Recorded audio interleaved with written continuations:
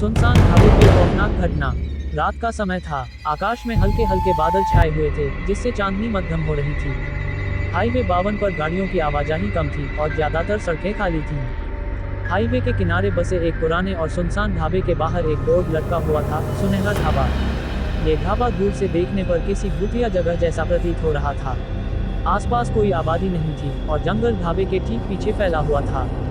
राजीव, एक युवा truck driver, अपनी गाड़ी चला रहा था। वह पिछले 3 दिनों से लगातार यात्रा कर रहा था और उसे कुछ घंटों की नींद की सख्त जरूरत थी। जैसे ही उसकी नज़र ढाबे पर पड़ी, उसने फैसला किया कि वह यहाँ थोड़ी देर आराम करेगा और फिर आगे की यात्रा शुरू करेगा।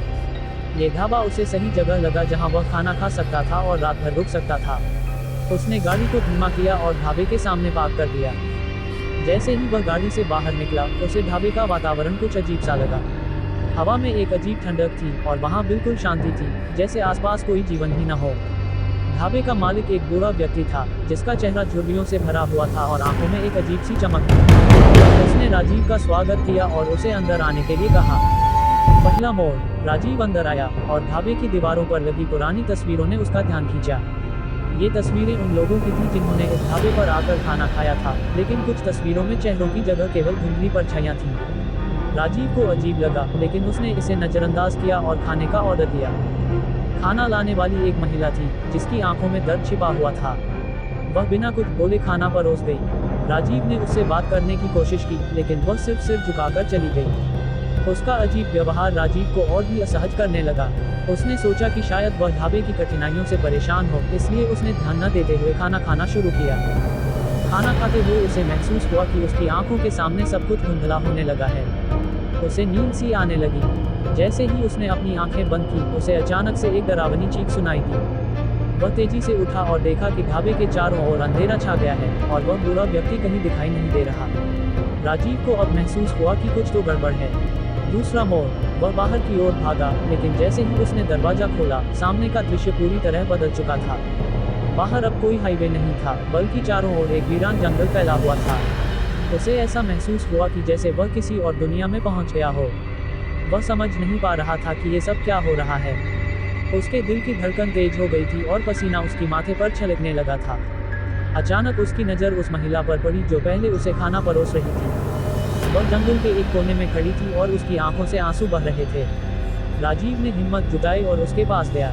उसने उससे पूछा, ये सब क्या है? हम कहाँ हैं? महिला ने एक भारी आवाज में कहा, तुम्हें यहाँ नहीं आना चाहिए था। इस जगह पर एक खौफनाक राज छुपा हुआ है। जो भी इस ढाबे में आता है, वह कभी वापस नहीं जा पाता।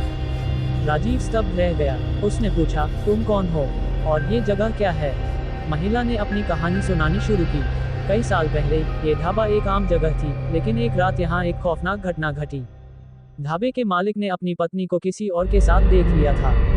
गुस्से में आकर उसने अपनी पत्नी और उस व्यक्ति की हत्या कर दी। तब से इस ढाबे में उनकी आत्माएं भटक रही हैं। हर रात वे किसी नए शिकार की तलाश में रहते हैं और जो भी यहाँ आता है, वह कभी वापस नहीं जा पाता। तीसरा मोड़। राजीव ने डरते हुए पूछा, तो मैं अब क्या कर सकता हूँ? महिला ने कहा, तुम्हारे पास सिर्फ एक ही मौका है। इस ढाबे के पीछे एक पुराना मंदिर है, जहाँ एक संत की समाधि है। अगर तुम वहाँ जाकर प्रार्थना कर सको, तो शायद तुम्हें यहाँ से निकलने का रास्ता मिल जाए। लेकिन ध्यान रखना, ढाबे के मालिक की आत्मा तुम्हारे पीछे होगी। वह तुम्हें रोकने की कोशिश करेगा। राजीव को अब समझ में आ गया कि उसकी जान खतरे में है। उसने महिला का धन्यवाद किया और मंदिर की ओर भागने लगा। जंगल के रास्ते में उसे कई अजीब आवाजें सुनाई दी, लेकिन उसने हिम्मत नहीं हारी। वह लगातार भागता रहा, लेकिन जैसे ही वह मंदिर के करीब पहुंचा, उसे महसूस हुआ कि कोई उसके पीछे है। अंतिम मोड़। वह पीछे मुड़ा और देखा कि ढाबे का मालिक, जिसे वह बुरा समझ रहा था, अब एक खौफनाक राक्षस में बदल चुका था। उसकी आंखें जल रही थीं और वह धीरे धीरे राजीव की ओर बढ़ रहा था। राजीव ने अपने कदम और तेज किए और मंदिर के अंदर घुस गया। मंदिर के अंदर घुसते ही उसे एक संत की मूर्ति दिखाई दी, जिसके सामने एक दीपक जल रहा था।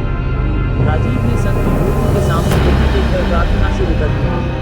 तभी अचानक मंदिर के दरवाजे जोर जोर से बजने लगे। वह राक्षस मंदिर के बाहर पहुंच चुका था और अंदर आने की कोशिश कर रहा था। राजीव ने अपनी आंखें बंद कर दी और पूरी श्रद्धा से प्रार्थना करने लगा। अचानक एक तेज रोशनी मंदिर के अंदर फैल गई। जैसे ही राजीव ने आंखें खोली, वह ढाबा, जंगल और राक्षस सब गायब हो चुके थे। वह फिर से उसी हाईवे पर खड़ा था और उसकी ट्रक ठीक उसी जगह खड़ी थी जहां उसने पार्क की थी। समझ गया कि उसकी प्रार्थना ने उसे उस खौफनाक जगह से बचा लिया था। राजीव ने बिना देर किए ट्रक की चाबी उठाई और तेजी से वहां से निकल गया। आखिरी ट्विस्ट, जैसे ही वह हाईवे पर चलने लगा, उसने पीछे मुड़कर ढाबे की ओर देखा। वह ढाबा अब पूरी तरह से गायब हो चुका था। वहां केवल एक वीरान जगह थी। लेकिन जैसे ही उसने अपनी गाड़ी का शीशा देखा, उसे एक धुंधली परछाई दिखाई दी, वही महिला जो उसे ढाबे में मिली थी। उसकी आंखों में एक अजीब सी चमक थी और वह धीरे धीरे मुस्कुरा रही थी। राजीव ने तेजी से शीशा हटा दिया और आगे बढ़ गया। लेकिन उसके दिल में अब भी एक सवाल था, क्या वह सच में बच गया था, या ये सिर्फ एक और चाल थी। समाप्ति। ये कहानी एक ऐसे खौफनाक और रहस्यमयी अनुभव पर आधारित थी जो हमारे वास्तविक जीवन से परे की दुनिया से जुड़ी है। अगर आपको ये कहानी पसंद आई, तो आगे की और भी डरावनी और रहस्यमयी कहानियों के लिए हमारे चैनल से जुड़े रहें। अगली बार की कहानी में हम जानेंगे कि क्यों राजीव के साथ ये सब हुआ और क्या वह सच में उस श्राप से बच पाया या नहीं। दोस्तों, अगर आपको हमारी कहानियां पसंद आ रही हैं और आप भी इन रहस्यमयी, रोमांचक और खौफनाक अनुभवों में डूबना चाहते हैं, तो हमारे चैनल को सब्सक्राइब करना ना भूलें। आपकी एक सब्सक्रिप्शन हमें प्रेरणा देती है कि हम और भी बेहतर कहानियां आपके लिए लाएं। आइए हमारे इस सफर में जुड़ें और साथ मिलकर इस डर और रोमांच की दुनिया का आनंद लें। धन्यवाद।